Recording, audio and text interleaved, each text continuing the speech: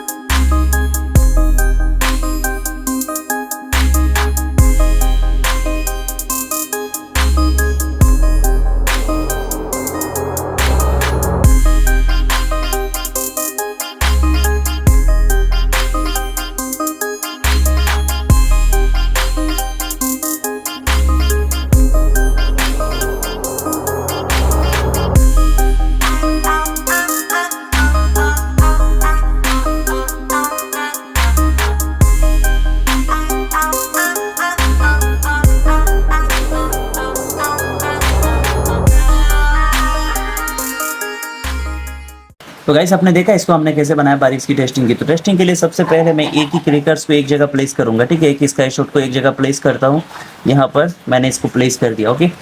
और फिर हम लेंगे एक मैच बॉक्स या लाइटर, किसी चीज़ का ज़रूरत होगा, ठीक है। आपके पास जो भी है उसी से काम चलाइए। मेरे पास लाइटर है, मैं लाइटर से ही काम चलाता हूँ। तो अब हमें क्या करना है, फ्यूज़ है, ठीक है। इस फ्यूज़ पर हमें लाइटर से आग लगाना है और फिर इसका रिजल्ट देखना है, ठीक है। तो चलिए लगाते हैं।